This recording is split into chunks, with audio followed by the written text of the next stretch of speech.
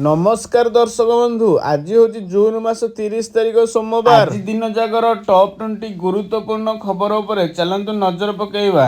भिडियोटी को शेष पर्यंत देखु, मात्र किछि समय मध्य जानिपारे आज दिन संपूर्ण खबर। ता पूर्व चैनल रे नुआ थिले चैनल को सब्सक्राइब करी पाखरे थिया बेल आइकन को क्लिक करवा जरूरी, जहाँ फल प्रतिदिन लेटेस्ट न्यूज अपडेट आपण माने प्रथम देखिबे। तो चलतु आज संपूर्ण खबर उपरे नजर पकईवा। तो आज प्रथम खबर, रथ उपरे महाप्रभु को दर्शन पाई भक्त मान अपेक्षा करने को पड़ पारे 2 घंटा। तीर्थयात्री और भक्त मान बड़ खबर, पुरी को महाप्रभु को दर्शन पाई आसुथिले ध्यान दियंतु। पुरी आसुथिबा तीर्थयात्री और भक्त मान ओडिशा पुलिस जरूरी सूचना। ट्रैफिक समस्या को दृष्टि रखी social media platform X ray भक्तों पई जरूरी सूचना देइछन्ती ओडिशा पुलिस। ओडिशा पुलिस पक्षरु कुहा जाइछि जे रथ उपरे महाप्रभु को टिके देखिया पई आसुचन्ती अनेक भक्त। आज सकाळु पुरी शहर रे बहु संख्या रे भक्त माने जानवाहन नै आसुथिबार देखिबाको मिलुछि।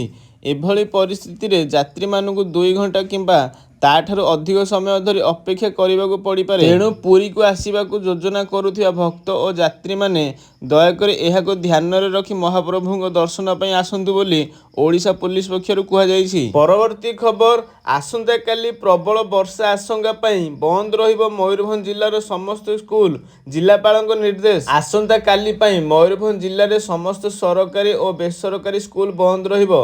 एने आज जिलापाल हेमकांत सय जिल्लार समस्त स्कूल और अंगनवाड़ी केन्द्र बंद रहिबाकु निर्देश देइछन्ती। जिल्ला रे प्रबल रु अति प्रबल वर्षा पाई रेड अलर्ट जारी करा जाइथिबारु 3 दिन पाई अंगनवाड़ी और दिनक पाई स्कूल बंद रहिबो बोली जणा पड़िछि। जिल्ला रे अंगनवाड़ी केन्द्र सोमवार, मंगलवार और बुधवार 3 दिन बंद रहिबाकु थिबा बेले प्रथम रु 10म श्रेणी जाए केवल सोमवार पाई बंद रहिबो बोली जणा पड़िछि। परवर्ती खबर, झारखंड रे प्रबल वर्षा, ओडिशार 2 जिल्ला रे बन्या आशंका। झारखंड रे उपर मुंड रे प्रबल वर्षा जोगु ओडिशार बालेश्वर और मयूरभंज जिल्ला रे पुणी थरे बन्या आशंका सृष्टि होईछि। सुवर्णरेखा, बुढ़ाबलंग और जलका नदी 3टी प्रमुख नदी रे बन्यार आशंका दृष्टि प्रशासन सजग होईछि।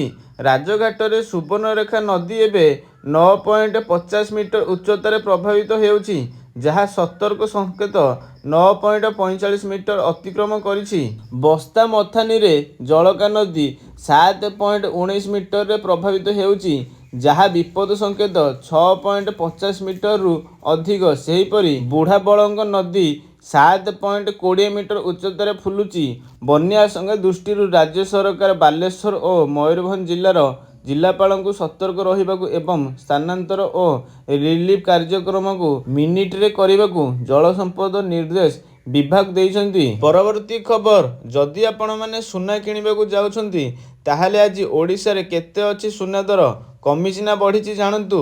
किछि दिन हेबो लगातार ह्रास पाउछि सुना दर, जहाँ ग्राहकों पई आश्वस्ति सह आनिछि खुशी खबर। सुना दर 1 लाख टका अतिक्रम करिथिबा सह एजाए प्राय 600 टका दाम कमिछि। सेथिपाई दोकान रे लोकंग भिड़ मध्य जमिलाणी, कारण एबे जेहेतु बाहागर सीजन चलीछि तेणु समस्ते सुना गहना किनिबारे व्यस्त। तो चलंतु आज भारतीय बजार रे केते रहिछि सुना दर नजर पकाइबा। भारतीय बजार रे 24 कैरेट सुना 97,420 टका रहिछि। सेहीपरि 22 कैरेट सुना दर 89,300 टका छुईछि। सेहीपरि राजधानी भुवनेश्वर रे 24 कैरेट सुना मूल्य 10 ग्राम पिछा 97,420 टका रहिथिया बेले 22 कैरेट सुनार मूल्य 89,300 टका को पहुंची। सेहीपरि मुंबई रे 24 कैरेट मूल्य 97,420 टका और 22 कैरेट मूल्य 89,300 टका रहिछि। नुआ दिल्ली रे 24 कैरेट 97,570 टका और 22 कैरेट 89,450 टका रहिछि। दक्षिण भारतर प्रमुख शहर चेन्नई रे 24 कैरेट मूल्य 97,420 टका थिबा बेले 22 कैरेट मूल्य 89,300 टका रहिछि। पूर्व भारतर प्रमुख शहर कोलकाता रे यथाक्रमे 97,420 टका और 89,300 टका रहिछि। अन्यपटे रूपा मूल्य किलो पिछा 1,07,800 ଟଙ୍କା ହୋଇଛି। କେମିତି ଜାଣିବେ ସୁନାର ଶୁଦ୍ଧତା ଜାଣନ୍ତୁ। ଯଦି ଆପଣ ସୁନାର ଶୁଦ୍ଧତା ଯାଞ୍ଚ କରିବାକୁ ଚାହୁଁଛନ୍ତି ତେବେ ଆପଣ BIS କେୟାର ଆପ୍ରେ ଯାଞ୍ଚ କରିପାରିବେ। ପରବର୍ତ୍ତୀ ଖବର, ଉତ୍ତରାଖଣ୍ଡରେ ପ୍ରବଳ ବର୍ଷା ଯୋଗୁଁ ଚାରିଧାମ ଯାତ୍ରା ଆସନ୍ତା 24 ଘଣ୍ଟା ପାଇଁ ହେଲା ସ୍ଥଗିତ। ଉତ୍ତରାଖଣ୍ଡରେ ପାଗ ଖରାପ ହେବାକୁ ଦୃଷ୍ଟିରେ ରଖି ପ୍ରଶାସନ ଚାରିଧାମ ଯାତ୍ରା ସମ୍ପର୍କରେ ନିଷ୍ପତ୍ତି ନେଇଛନ୍ତି। ଏହା ଅଧୀନରେ ଚାରିଧାମ ଯାତ୍ରାକୁ 24 ଘଣ୍ଟା ପାଇଁ ବନ୍ଦ ରଖାଯାଇଛି। ଯାତ୍ରୀଙ୍କ ସୁରକ୍ଷାକୁ ଦୃଷ୍ଟିରେ ରଖି ଏହି ନିଷ୍ପତ୍ତି ନିଆଯାଇଛି। ଗଡ଼ୱାଲ କମିଶନର ବିନୟ ଶଙ୍କର ପାଣ୍ଡେ ଏହି ସୂଚନା ଦେଇଛନ୍ତି। ବିଭିନ୍ନ ଜିଲ୍ଲାର ପାହାଡ଼ି ଅଞ୍ଚଳରେ ବର୍ଷା ଯୋଗୁଁ କ୍ଷୟକ୍ଷତି ହୋଇଛି। କେଉଁଠି ରାସ୍ତାରେ ଖଣ୍ଡ ଖଣ୍ଡ ହେଉଛି ତ କେଉଁଠି ପଡ଼ି ରହିଛି ବଡ଼ ବଡ଼ ପଥର। ଏପରି ପରିସ୍ଥିତି ଯୋଗୁଁ ରାଜପଥ ବନ୍ଦ ହୋଇଯାଇଛି, ଯାହା ଯୋଗୁଁ ହଜାର ହଜାର ଶ୍ରଦ୍ଧାଳୁ ଫସି ରହିଛନ୍ତି। ପାଣିପାଗ ବିଭାଗ ମଧ୍ୟ ପ୍ରବଳ ବର୍ଷା ସମ୍ପର୍କରେ ସତର୍କତା ଜାରି କରିଛି। ଚାମୋଲିରେ ଚାରିଧାମ ତୀର୍ଥଯାତ୍ରୀମାନଙ୍କୁ ସୁରକ୍ଷିତ ସ୍ଥାନରେ ଅଟକା ଯାଇଛି। ସମସ୍ତ ତୀର୍ଥଯାତ୍ରୀଙ୍କୁ ବଦ୍ରିନାଥ, ପାଣ୍ଡୁକେଶ୍ୱର, ଚାମୋଲି, ଯୋଶୀମଠ, କର୍ଣ୍ଣପ୍ରୟାଗରେ ଅଟକା ଯାଇଛି। ପିପଲକୋଟିଆରେ ମଧ୍ୟ କିଛି ତୀର୍ଥଯାତ୍ରୀଙ୍କୁ ଅଟକା ଯାଇଛି। ଲଗାତାର ବର୍ଷା ପରେ ଯାତ୍ରା ବନ୍ଦ କରିବାର ନିଷ୍ପତ୍ତି ନିଆଯାଇଛି। ତୀର୍ଥଯାତ୍ରୀମାନଙ୍କୁ ଯୋଶୀମଠ ବାହାରକୁ ଯିବାକୁ ଅନୁମତି ଦିଆଯିବ ନାହିଁ। ଭୂସ୍ଖଳନ ଯୋଗୁଁ ତୀର୍ଥଯାତ୍ରୀମାନେ ବିଭିନ୍ନ ସ୍ଥାନରେ ଫସି ରହିଛନ୍ତି। ପୋଲିସ ଅଧୀକ୍ଷକ ସର୍ବେଶ ପାନୱାର ସୂଚନା ଦେଇଛନ୍ତି। ଏହି ସମୟରେ ପାଣିପାଗ କେନ୍ଦ୍ର ଦେହରାଦୁନ ପ୍ରବଳ ବର୍ଷା ପାଣିପାଗ ପୂର୍ବାନୁମାନ ଚେତାବନୀ ଜାରି କରିଛି। ଆଗାମୀ 24 ଘଣ୍ଟା ପାଇଁ ଚାରିଧାମ ଯାତ୍ରା ବନ୍ଦ କରାଯିବ। ଜିଲ୍ଲାର ନିରାପଦ ସ୍ଥାନରେ ତୀର୍ଥଯାତ୍ରୀମାନଙ୍କୁ ଅଟକାଇ ଯିବା ପାଇଁ ନିର୍ଦ୍ଦେଶ ଦିଆଯାଇଛି। ହରିଦ୍ୱାର, ଋଷିକେଶ, ଶ୍ରୀନଗର, ରୁଦ୍ରପ୍ରୟାଗ, ସୋନପ୍ରୟାଗ ଏବଂ ବିକାଶନଗରରେ ତୀର୍ଥଯାତ୍ରୀମାନଙ୍କୁ ଅଟକାଇବା ପାଇଁ ପୋଲିସ ଏବଂ ପ୍ରଶାସନ ଅଧିକାରୀମାନଙ୍କୁ ନିର୍ଦ୍ଦେଶ ଦିଆଯାଇଛି। ଗଙ୍ଗା ନଦୀରେ ଜଳସ୍ତର ବୃଦ୍ଧି ପାଉଛି। ପର୍ବତ ଗୁଡ଼ିକରେ ନିରନ୍ତର ବର୍ଷା ଯୋଗୁଁ ଗଙ୍ଗାରେ ଜଳସ୍ତର ବୃଦ୍ଧି ପାଉଛି। ଋଷିକେଶରେ ଗଙ୍ଗା ସତର୍କତା ସ୍ତର ଠାରୁ 65 ସେମି ତଳେ ପ୍ରଭାବିତ ହେଉଛି। ଗଙ୍ଗାର ଜଳ ପ୍ରମୁଖ ଘାଟ ଗୁଡ଼ିକରେ ପହଞ୍ଚିଛି। ପ୍ରମୁଖ ଗଙ୍ଗା ଘାଟ ଗୁଡ଼ିକର ପ୍ଲାଟଫର୍ମ ଗୁଡ଼ିକ ପାଣିରେ ବୁଡ଼ିବା ଆରମ୍ଭ କରିଛି, ଯାହା ଫଳରେ ସମତଳ ଅଞ୍ଚଳରେ ଗଙ୍ଗାର ଜଳସ୍ତର ବୃଦ୍ଧି ପାଇବା ସମସ୍ୟା ବଢ଼ାଇପାରେ। ବିଳମ୍ବିତ ରାତିରୁ ପ୍ରବଳ ବର୍ଷା ଯୋଗୁଁ ରୁଦ୍ରପ୍ରୟାଗ ଜିଲ୍ଲାରେ ଅନେକ ସ୍ଥାନରେ ପ୍ରବଳ କ୍ଷୟକ୍ଷତି ହୋଇଛି। ଜାଖଲିର ବାଙ୍ଗର ଅଞ୍ଚଳରେ ବର୍ଷା ଯୋଗୁଁ ପ୍ରବଳ କ୍ଷୟକ୍ଷତି ହୋଇଛି। ପରବର୍ତ୍ତୀ ଖବର, ଏବେ ସଡ଼କରେ ନୁହେଁ ଆକାଶରେ ଉଡ଼ିବ ବାଇକ୍। ଲଞ୍ଚ ହେଲା ଉଡ଼ନ୍ତା ବାଇକ୍ ସ୍କାଏ ରାଇଡର X6। ଦିନ ଥିଲା ଲୋକେ ଶଗଡ଼ ଗାଡ଼ିରେ କିମ୍ବା ଘୋଡ଼ା ଗାଡ଼ିରେ ଯିବା ଆସିବା କରୁଥିଲେ, କିନ୍ତୁ ଦିନକୁ ଦିନ ବିଜ୍ଞାନ ଯେତେ ଅଗ୍ରଗତି କରୁଛି, ବଜାରରେ ସେତେ ନୂଆ ନୂଆ ଟେକ୍ନୋଲୋଜି ମଧ୍ୟ ଆସୁଛି। Cycle, car, bus, train, aeroplane ଏମିତି କେତେ କ'ଣ ଗାଡ଼ି ତିଆରି ସରିଛି। ଆଉ ଏହି ଗାଡ଼ି ମଟର ବହୁଳ ବ୍ୟବହାର କାରଣରୁ ଆଜିକାଲି ରାସ୍ତା ଜାମ୍, ଟ୍ରାଫିକ୍ ସମସ୍ୟା ବଢ଼ାଇବାରେ ଲାଗିଛି। ଏପରି ପରିସ୍ଥିତିକୁ ଲକ୍ଷ୍ୟ କରି ଆମେ ବେଳେ ବେଳେ ଭାବିଥାଉ ଯେ ଆମ ବାଇକ୍ ଉଡ଼ାଜାହାଜ ପରି ଉଡ଼ି ପାରନ୍ତା କି? ଆମ ପାଖରେ ଉଡ଼ନ୍ତା ବାଇକ୍ ଥାଆନ୍ତା କି? ଏବେ ଆପଣଙ୍କର ଏହି ସବୁ ଭାବନା ସତ ହେବାକୁ ଯାଉଛି। ଏହାରି ଭିତରେ ଏବେ ଏମିତି ଏକ ବାଇକ୍ ଆସିଛି ଯାହା ରାସ୍ତାରେ ଗଡ଼ିବା ସହ ଆକାଶରେ ମଧ୍ୟ ଉଡ଼ିପାରିବ। ବୈଜ୍ଞାନିକମାନେ ଏକ ଫ୍ଲାଇଂ ବାଇକ୍ ବା ଉଡ଼ନ୍ତା ବାଇକ୍ ତିଆରି କରିଛନ୍ତି, ଯାହା ଉଭୟ ଆକାଶପଥ ଏବଂ ସ୍ଥଳପଥରେ ଚଳାଚଳ କରିପାରିବ।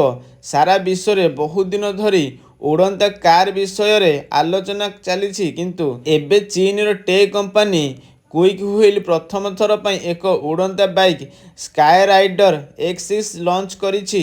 ଏହି ବାଇକ୍ କେବଳ ଭୂମିରେ ଚାଲିବ ନାହିଁ, ବରଂ ଏହା ଆକାଶରେ ମଧ୍ୟ ଉଡ଼ିପାରିବ। କଥାଟା ଶୁଣିବାକୁ ଆଶ୍ଚର୍ଯ୍ୟ ଲାଗିଲେ ବି ସତ।